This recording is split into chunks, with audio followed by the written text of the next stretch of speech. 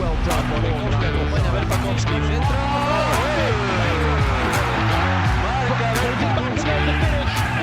And Riga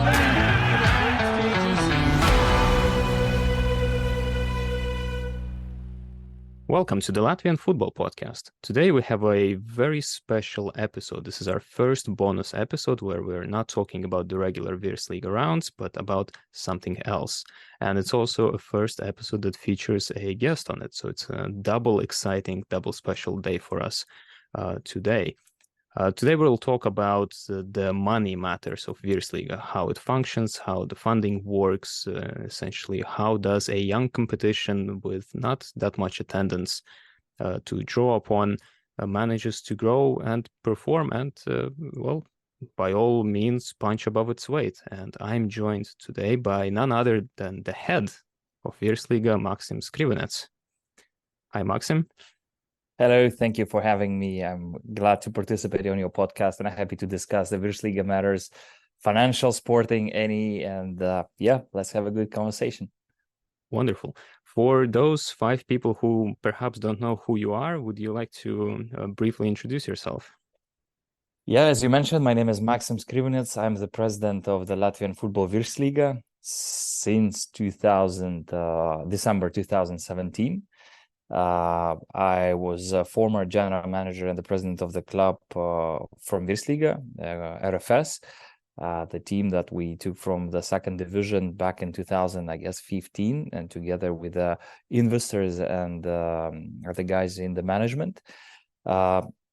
Currently, I have several positions in football. I'm working in the league. I am the head of business development at Latvian Football Federation, helping with the commercial stuff within the Latvian Football Federation, as well as managing communications, marketing, and project management teams here. Also, I'm representing the European Leagues, which is the association of the leagues, professional leagues in Europe, together currently 39 leagues from 33 countries. I'm representing the board of this association.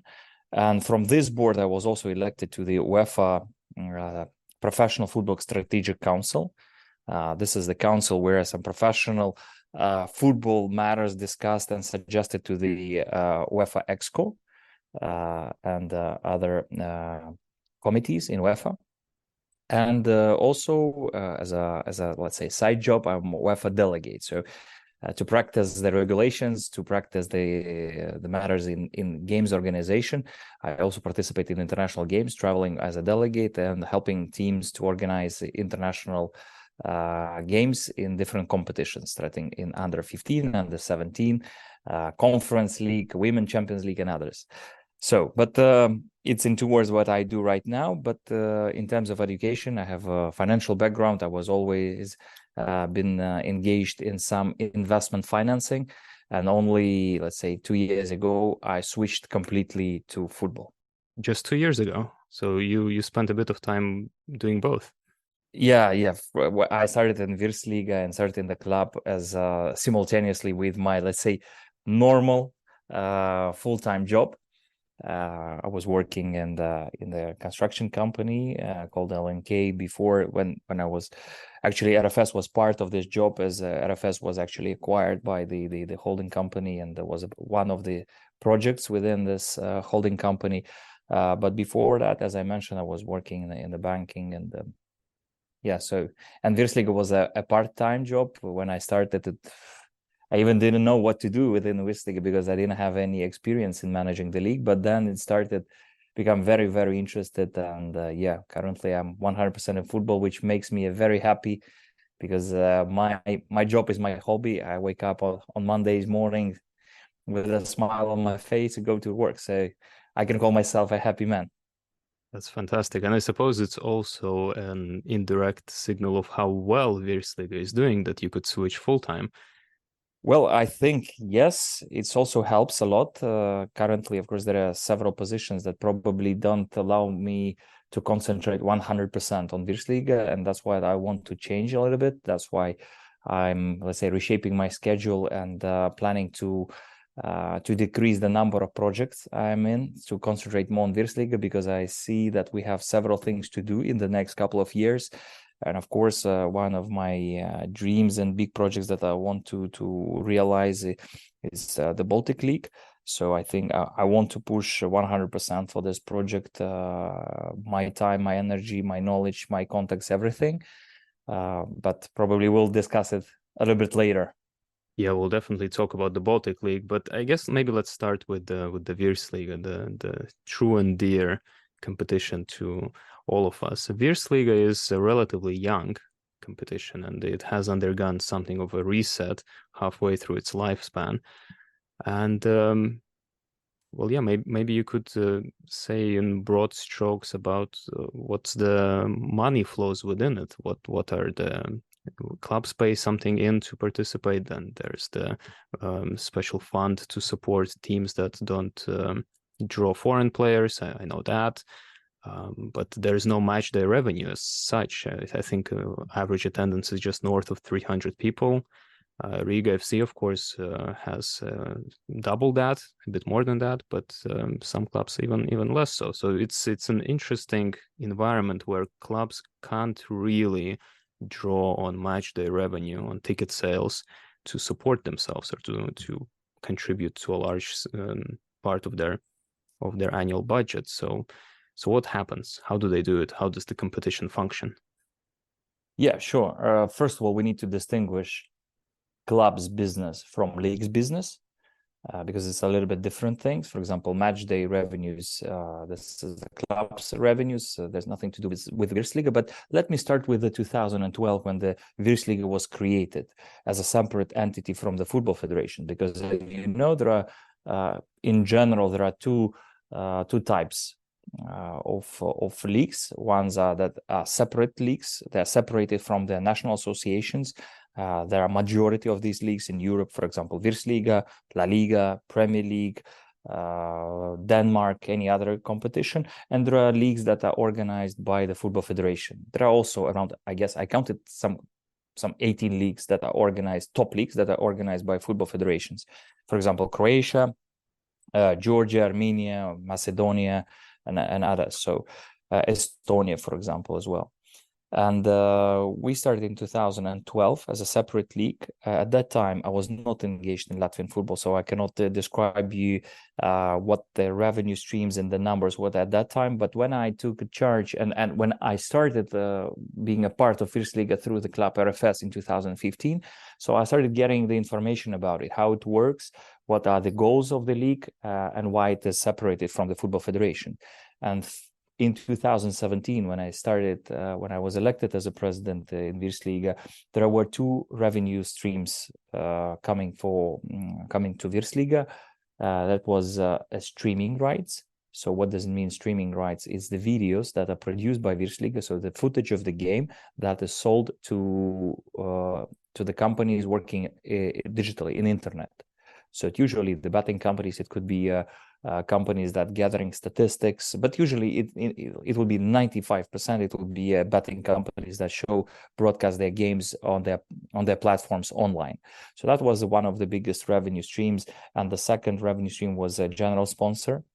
By that time, it was another betting company. And actually, there was a third one, which remains constant. It's the help of Football Federation. So there's a small donation from the Football Federation to cover some costs. So there were three revenue streams coming into the Virsliga. So at that time, I started investigating what actually the leagues are doing and where is the value of the league and how leagues actually make money. And I educated myself, and I went through this project, went through this process, understanding the business, and then I clearly defined the strategy for the next 5 years. But we are already like switching to the 6th year of following this strategy. The strategy is a centralization. The smaller you are, the more important centralization. But even in the bigger league, this is one of the key processes that leagues follow. What does it mean? So our clubs, today we have 10 clubs, they, through the commercial agreement, they pass their IPs, so intellectual property and the commercial rights to Virsliga to commercialize these rights. And there are different types of the rights. One I already mentioned. This is the streaming rights. This is the right of footage to film these clubs and then to sell this footage to some external companies. Another type of the rights is the TV broadcasting. So what does it mean? It's actually the same footage, so with the same cameras, with the same set, but this footage is sold to companies that show the games on television or digitally. So television, it means linear distribution, and digital, it of course means OTT platforms, or for example, Viaplay, this is the OTT platform. So this is a broadcasting right. This is another revenue stream that Virsliga has right now. We don't have a TV domestic deal, which is the key driver of any league. So why the Premier League is so popular and so powerful? Because of, first of all, of the domestic TV right, and of course because of the international TV deal that they're having right now. For the first time in their history, actually, Premier League international TV deal is bigger than their local market deal. In our case, in Virsliga, we don't have a local TV deal. We pay to the broadcasters to film the game and to show them, but we have a deal for international deal. And sometimes people ask how it's happened, so why we are not interested in the local market, but we managed to sell the broadcasting rights outside. It's actually a collective deal that we organize within the Association of European Leagues, combining 11 leagues, putting in one package and selling to two companies, 11 and one football. Currently, 11 company was sold to DAZN, and they will not broadcast anymore Virsliga game, but one football remains our international partner. And so Virsliga games now available in actually all FIFA countries, and there are 211 countries in FIFA. So this is the second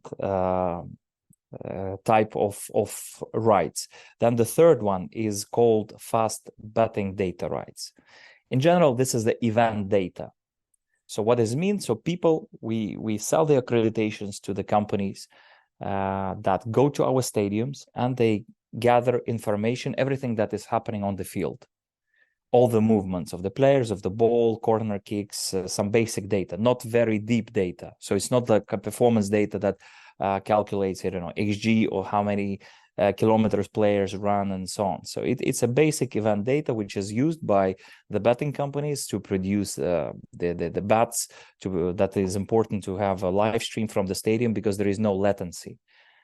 So there are some bettings that could use the video streaming, but there always will be a latency in streaming, right? So which is very important for this business, not to have any latency. So you have live data that is coming directly to the platforms.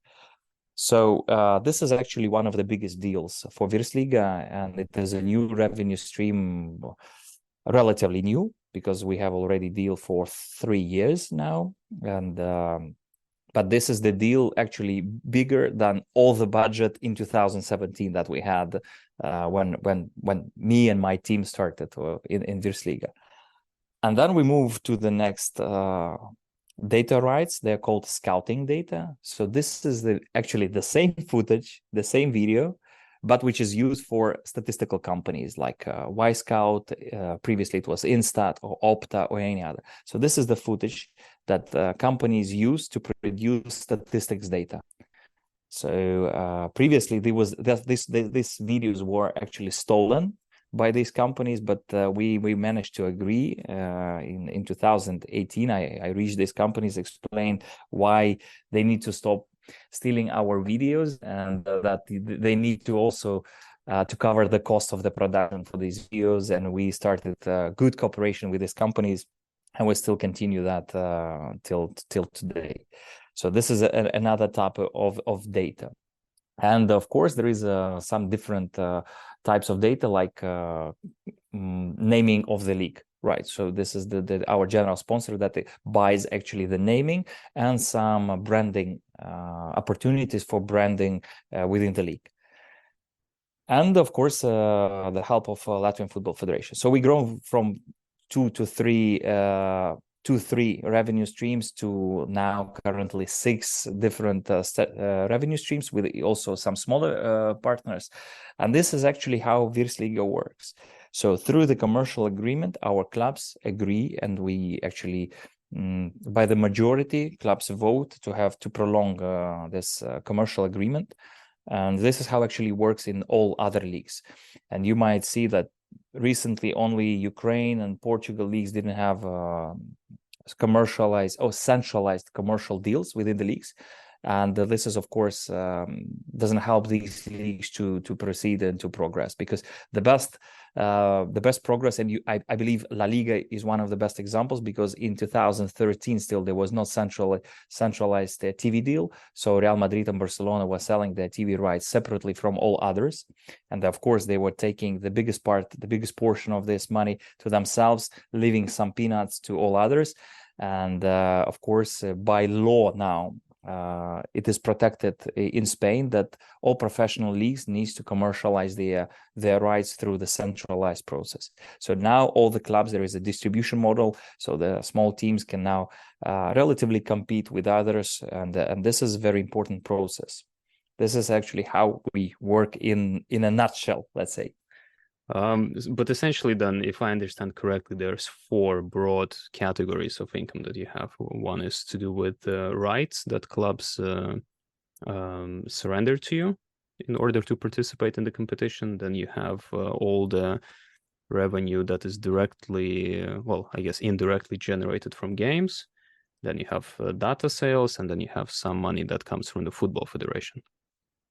First of all, what I want to sell, the clubs don't pay to the leagues for the participation, so we don't have any money coming from the clubs. There is, let's say, data, footage. Data is separately, footage is separate types of commercial income.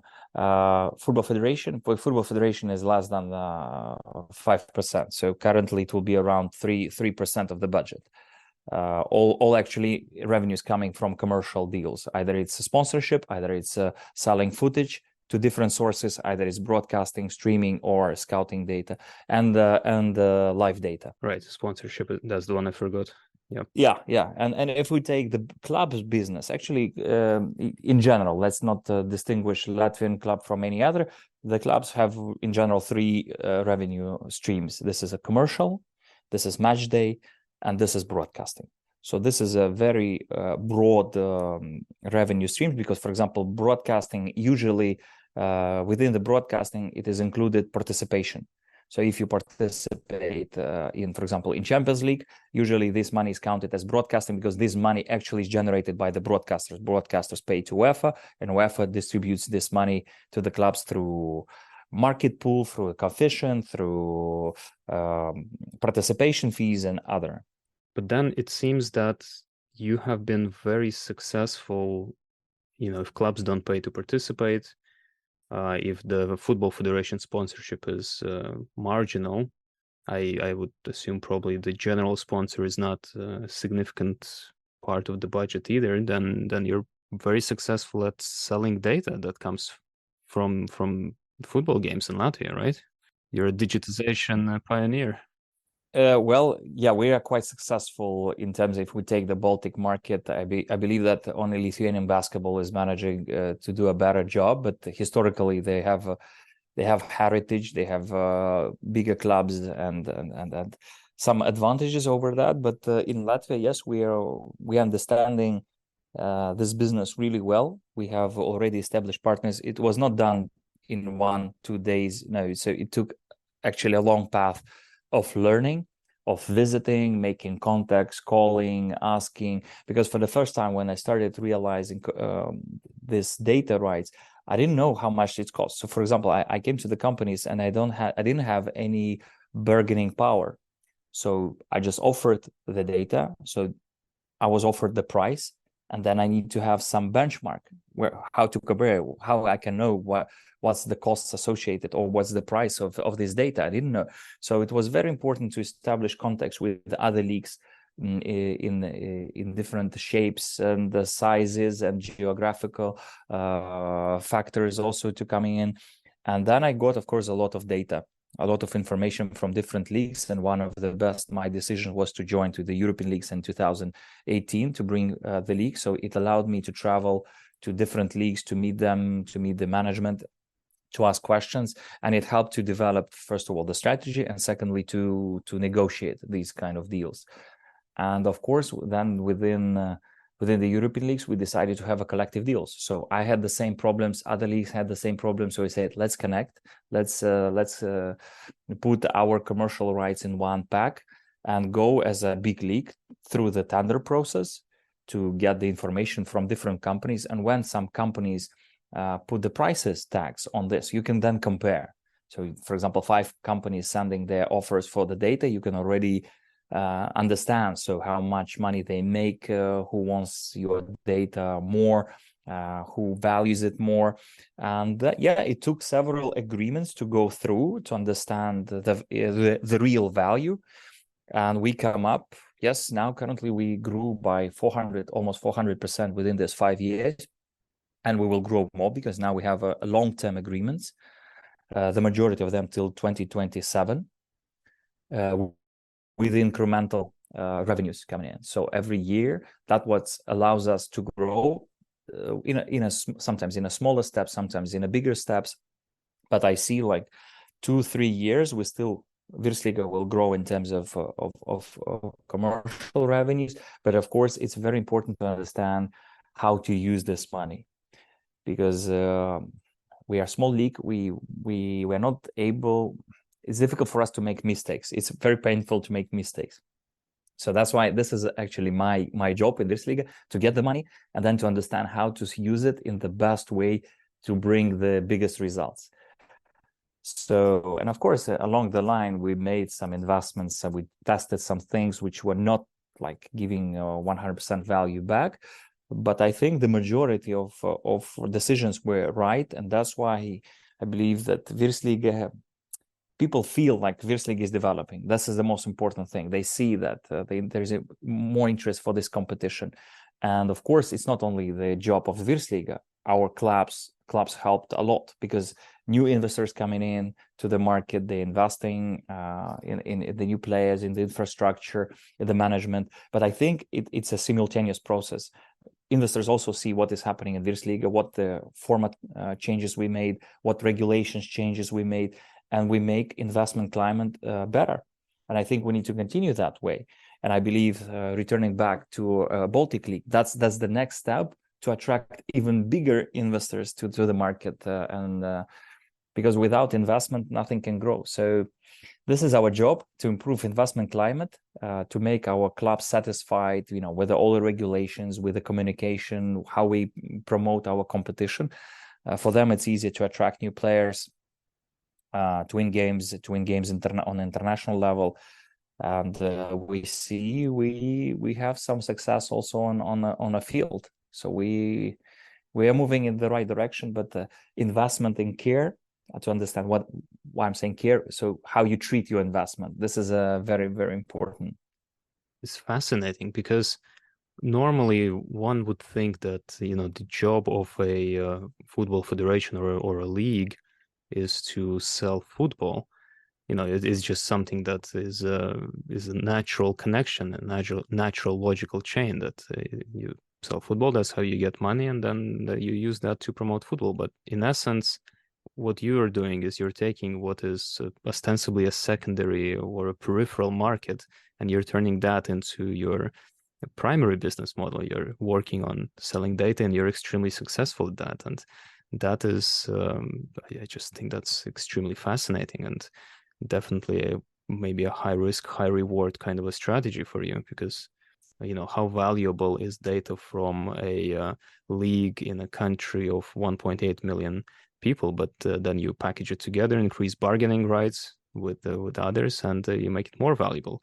Especially that there's quite a lot of research there, that if we're looking at personal data collection and how people sell that it's not equally valuable anywhere in the world. So data that comes from United States or Western Europe is more valuable than data coming out of say Africa or such, right? But it doesn't seem like maybe that's necessarily the case with football, because it seems that at least a large chunk of it is going to the betting platforms, where it's maybe not as important where the games are being played.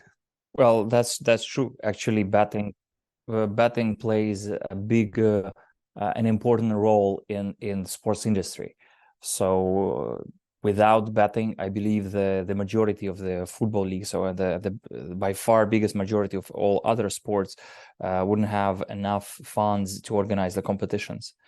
And so it's all the time the question, the philosophical question, whether it's a good to allow the betting to commercialize and to be promoted on the media or not. But we understand that betting, there is a wrong perception of betting, because there is a match fixing and betting sometimes are used together. And of course, the worst part of the betting is when the people are addicted to betting. But bets, in general, this is absolutely legal business. This is for by far majority of people, it's the way of entertainment. It's the same as football, to watch football, and some people just make bets. They make bets with their friends. They make bets with the companies they sell, and the majority of people don't assume or don't think that this is the way of earning money. But for some people, part of the people, of course, they tend to earn money, not to perceive it as entertainment, as a part of entertainment, but to earn money. And where's the problem starts? But in general, bet an important role. We know that if we look at football leagues around Europe, by far the majority of leagues, they have commercial partners bettings, and the same the clubs. So they have betting companies, and we saw like currently in the UK in the Premier League, the clubs decided not to put the betting companies on the main title sponsor on the t-shirts, but still they will remain on the sleeves, right? So it's not like the betting. So I've heard that so UK companies completely banned the betting. No, it's not about the completely banning the advertising. It's going on the sleeve, not as a title sponsor. So we are trying to maximize the value from data, because as I mentioned previously, the main driver for the league development, for the club's development, for football, professional football development, is domestic TV deal. This is where everything starts. So you for example, some leagues, they don't have a big international deals. Let's say I like to use the Denmark market because it's a 6 million market, very close to us.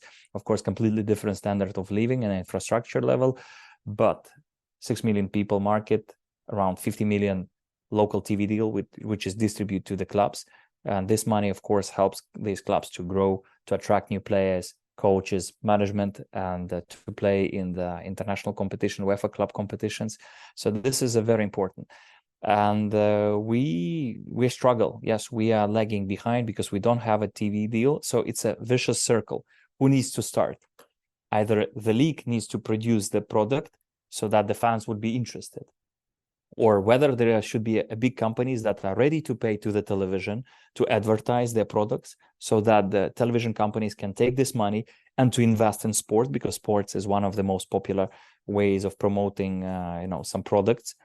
And we receive money from these broadcasters, and they pay for our TV rights, and we can take this money, invest in football players and in the clubs, and make the competition better. Or it should be a federation that takes and makes initial investment in the league and in the clubs and start this process. Or should we close, for example, the existing product in some platform, and to say, listen, now our fans need to pay, I don't know, 10 euros per month to watch all Virsliga, and we take some money and we start redistributing to the clubs. So it's always a philosophical question how to start this circle, which is super difficult to do. And also it brings us back to the bigger competition, to the bigger value of the data that we can take. For example, when we speak about the Baltic League, and I've heard so many times that fans say nobody is interested in watching international games like against Flora. RFS will not be more interesting than RFS playing against, I don't know, Liepaja. And but these people, they disregard a very important moment of centralization that I was mentioning before, that through the centralization of the process, that by combining 500 games, all games in Baltic League in one platform, selling the data to one partner, either exclusive or non-exclusive, already generates much more money, much more funds to be invested in football than we do it separately. And okay, we are selling absolutely all rights that is possible for the league. But the Lithuanian league and Estonian league, they're not doing the same way. So only by combining our 3 leagues, we can already generate more. And then we multiply it with a centralization process, and we can arrive to a completely different numbers without even increased number of people coming to the games or watching it online. So that's the beauty of this process and the beauty of this business. So, but returning back to how we manage it, we centralize everything. We try to help to our clubs. We want also to go through the centralization process in ticketing. So we want take this part from the clubs and to organize ticketing for all clubs and just redistribute revenues, because we believe that helping the clients or helping our fans to get the tickets in one point, we can first of all understand how our fans act. So if we see that this guy, for example, X, bought 3 times the tickets for Valmiera, definitely is the fan of the Valmiera. So we can work with him or her, offering some additional services or merchandise or anything else. So by interacting with the fans, we improve their user experience, right? How they interact with Virsliga, how they interact with the club. So it's a big process, and of course we are very limited in our funds to go it fast, to get the digitalization level that we need, which is actually must have right now in sports industry. But step by step, we are moving in that direction, and I believe that after 2027, the data and the rights value will even be higher than we have today. But you might even save the fans some money if you centralize ticket sales, because all those different platforms that different clubs use, they all take like €1 or €1.50 service fee. And if the ticket is €5, then that's not a small percentage of the whole thing. So certainly lots of revenue potential there, and to push those other platforms out of the market. But I was wondering, so if data is such important and sort of a thing that will be also valuable in the future going forward, and you mentioned that the data collected from Virsliga games is either just very simple match stats or scouting data, is there, do you think, any potential in trying to sophisticate or increase the depth and diversity of data collected, or is it more of a diminishing returns kind of a situation? Well, first of all the time you need to ask a question whether you can commercialize this data, whether very deep and many data points could be commercialized. Usually it's vice versa. Actually, deep data is needed by our clubs. Let's say performance data, which is needed by our clubs to prepare for the games, to study the opponent, to develop their team, right? That gives some platform for analysis of what is happening on the field. So actually, we pay already for this data. So we sell footage to the companies that produce these data points, and we acquire them back. For example, the Y-Scout deal. Y-Scout is a company that actually has a staff to do this and technology to do this, to go into 3,000-4,000 data points. And we have a league deal with this company. We acquire these reports for our clubs. So that's what actually we also do for our clubs. We film all the games, we sell these games to, for example, Y-Scout, but at the same time, then we bring back their product already. So we sell them raw material, and we purchase back already the product and distribute it to the teams. So I don't believe that going into the deeper, first of all, you need a greater administration costs, much bigger. For example, if we take a Swedish league model, they produce all kind of types of data within the league. So they don't have any deal with Y-Scout or Opta. So they have staff inside the league that watches all the game, produce all the data points, and they do it because they want to control the data, which is very important. Who controls the data, you can then commercialize it. So sometimes the leagues just sell the video without even understanding that how much data points coming, or how many layers of data rights is under the video. So how many things they can commercialize. This is very important to understand. And the second thing, credibility, the data credibility. So Swedish leagues, Swedish league, they raised, how they told me, so they raised the credibility of data to 99%. So if you take some, especially previously Instat, which was specialized on very fast data production, they were sending you data within 12 hours. But sometimes even, if you compare Scout to Instat, sometimes even shots on target were different in the same game.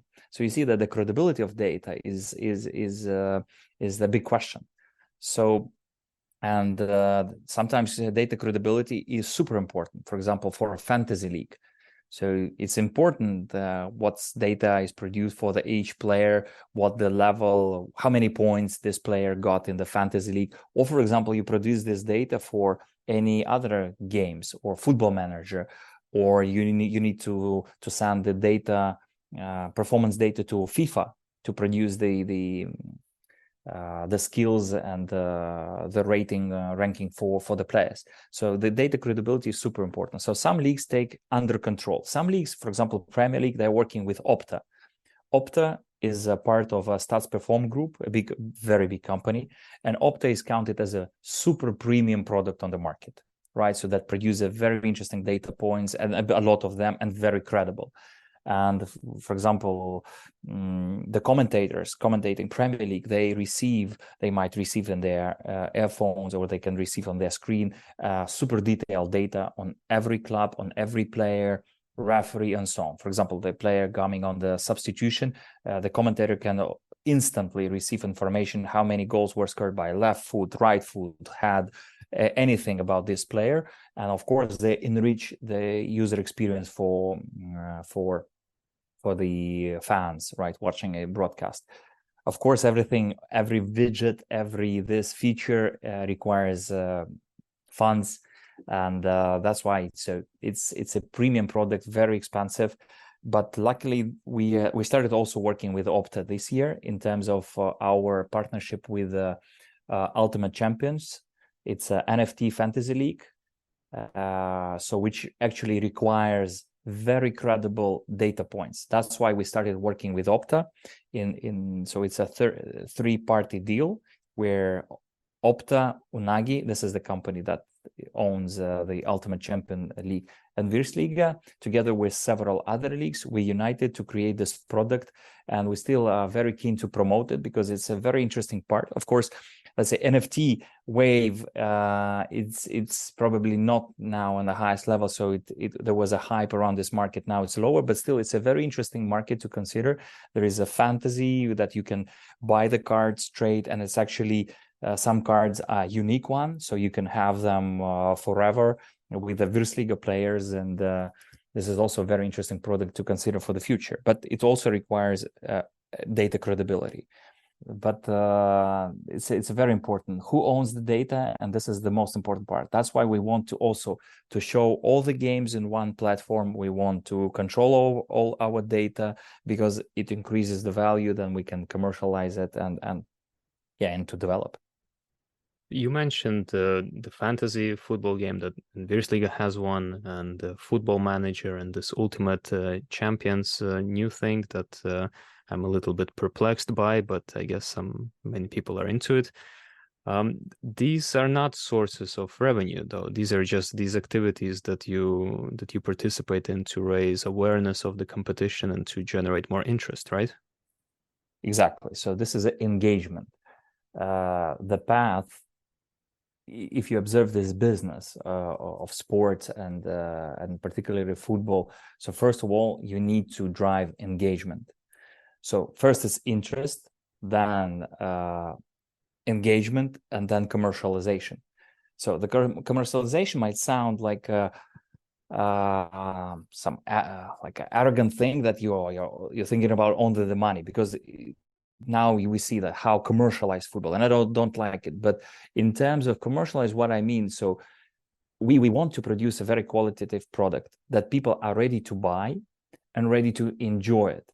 Not like to ask, so something for a bubbles that you pay for something. No, it's a normal path. And that's how actually the industry works, that you first of all raise interest, then you engage people, and then people are engaged and they're actually entertained and they're ready to pay for this.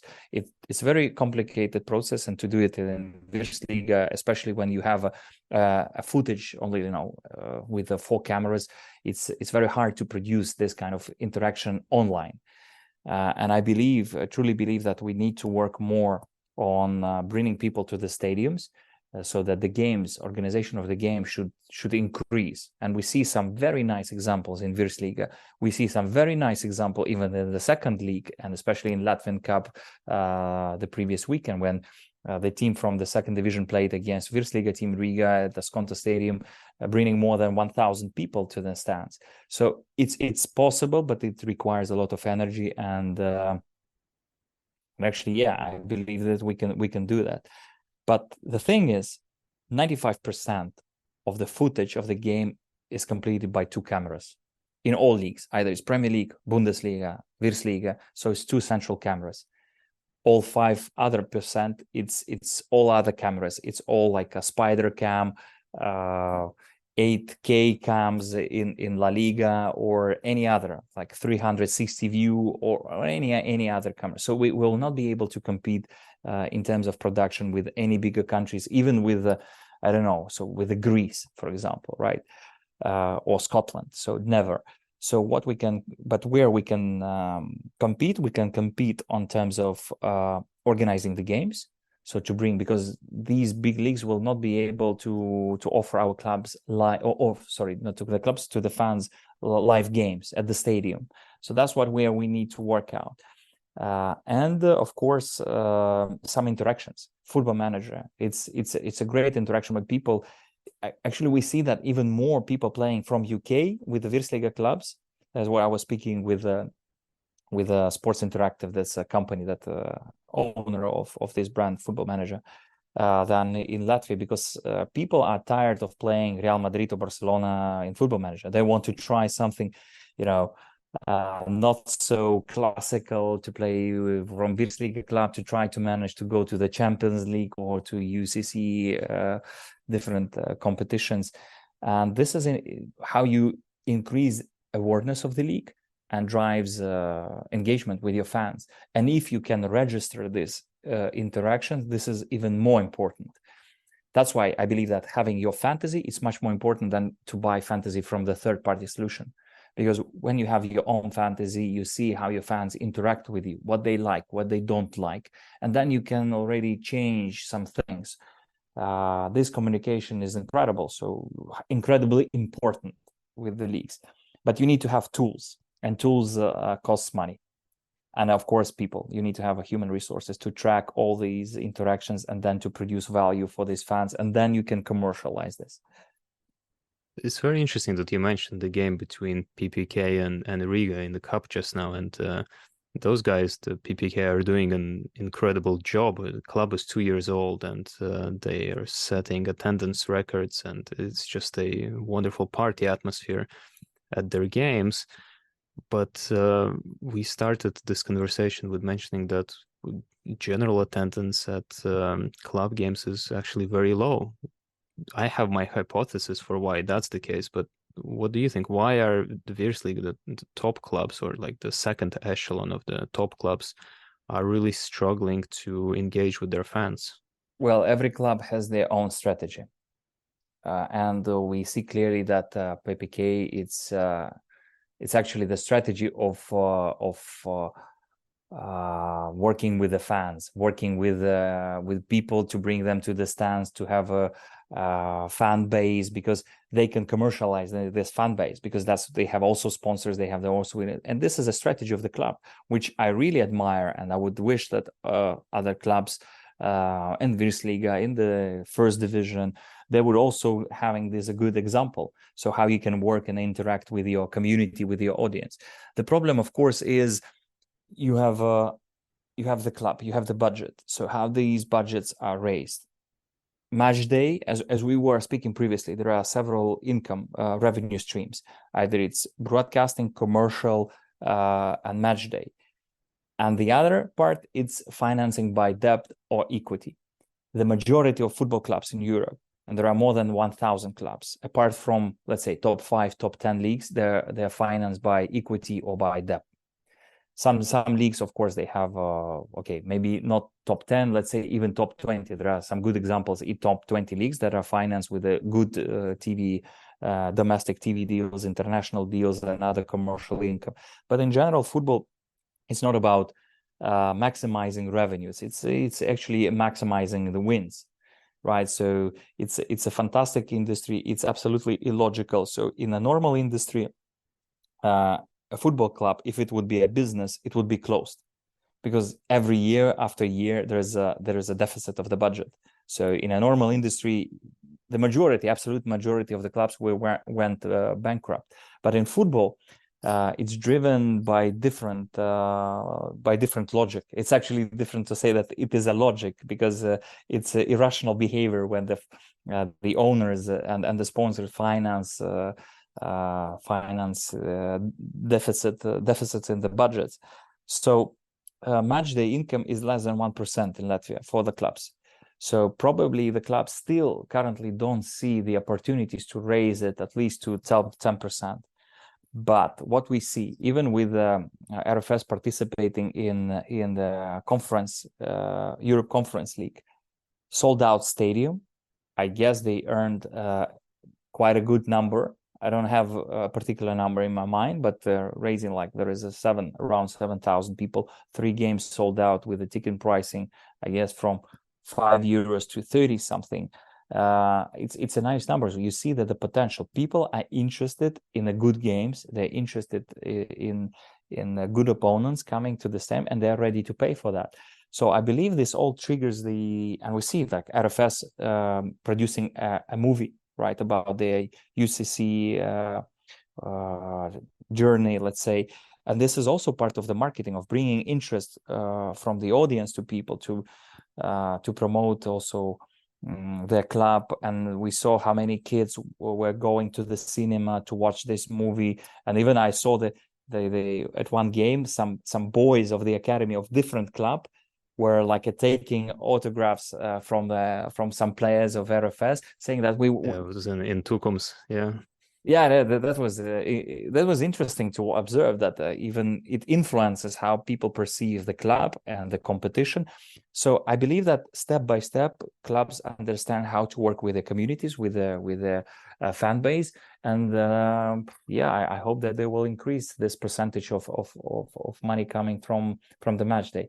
But also another big, let's say, issue for our league is infrastructure, right? So the infrastructure, people want to come to the stadium and have a good experience. The same why we are considering ourselves as a ice hockey or basketball nation, because it's easy. You go to the Arena Riga, you sit in a nice chair, you can take some food, drinks, and you watch players sometimes from NHL, from NBA, from EuroLeague, or from other competitions, playing under the roof in a good conditions, and it feels nice, and there is a good atmosphere inside, right? We need to replicate the same in the open stadium, in our stadiums. So I believe that Ice Hockey World Cup, 3rd position in the latest World Cup, influenced a lot how we promoted, for example, the national team game against Turkey. Sold out stadium, nice atmosphere, a good game by our team. And this wave also went to the Riga Derby game. So then there are 5,000 people coming to the game for Riga's Derby, or I guess not 4,000, right? No, it was 4.7. 4.7, yeah, 4.7. So people also going there, and they're experiencing also nice atmosphere. So it should continue. So we need to have these kind of events to produce and to promote local competition. So everything is interconnected, but infrastructure and working with the fan base is crucial in this process. But all clubs are financed by the majority of the clubs are financed by the equity or debt by the owners. That might be a potential point of, I guess, if not conflict, then contention between you and the clubs, though, because if for them their revenue is so negligible and they have other sources of income or financing, But for you to promote this interest and engagement cycle, people understand they're absolutely critical. Then is it something that you have to very actively persuade them to do, or is it just a matter of time, as it were? Step by step. Also, we are, let's say, raising the standards through our commercial agreement. Every year, we try to improve some small detail, but we cannot, just shift it completely from year to year, right? So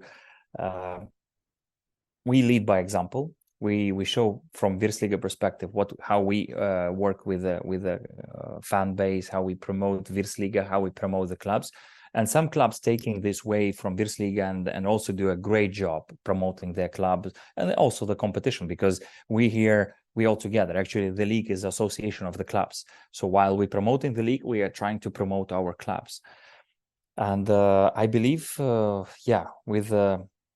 with a better results on international arena, which is very important. We see that if our clubs perform well on international arena, it raises awareness and it raises, let's say, self-esteem of our clubs, that we see, wow, we're not so bad, actually. And during the last 5 years, the Virsliga clubs made a fantastic job. So we went already currently we are at, if we take live ranking, UEFA country ranking, we are 34, which is a very nice company around us, like Slovakia, Slovenia, Kazakhstan. So this is a big market. In Slovakia, the local sponsorship deal is around 8 million euros. You can imagine. So it's just incredible numbers for our league. Now they have even new partners, so which is much higher revenues only from sponsorship deal. I'm not taking any TV deal or other commercial. So we are close to a very good company, thanks to our clubs, thanks to the league, and I hope we will continue that way. But of course, the thing, what we can do next, how we can switch, how we can grow, this is the biggest question, and that's why I'm raising, let's say, awareness and speaking publicly about changing the format of the competition, so we can change the format competition either internally, because today we are playing the most boring competition ever. So 36 matches, 4 times teams play against each other. But this is the fairest competition. So you exactly know that this team is the best one, this team is the worst one, because they had 36 games to decide it. Of course, sometimes fans want to have a little bit uncertainty. So why, for example, NFL plays 16 or 17 games in a season. So every game super counts, and then they play playoffs. So the whole season might be like 20 games, 21 game, right? So very short one, but every game counts. Or it might be like an NBA when they have 82 games in the regular season and playoffs. So the marginal value of every game is not so high, but due to the popularity of this league, they're managing to every time to have a bigger revenues and to sell of the games through the tourists or local market. So we can go either to the Baltic League to grow our market, and I already explained through the process of centralization, through selling together the data, broadcasting, streaming rights, everything. We can already make more money. We know that UEFA is interested in this project, to test it, to make a pilot project, and that if they're interested, they also see the value that it can bring to European football, and we know by ourselves that it can increase value and interest locally. Or the other ways, it's actually production of better content. How we can produce, for example, PPK, we discussed it, right? So they produce content, they produce interesting content that is attractive to people, they interact with the fans. So we need to invest more in this to increase the level or frequency of interactions with our audience and to drive value. And the third part is the digitalization, right? So if we can register all interaction points with our fans, if we can understand our fans with data, not like me as a Maksims understanding the fans, because I'm the fan, I can understand if I like something probably, and my friends like something, probably the majority of other people will also like it. But no, it's not sustainable. We need to describe it with data.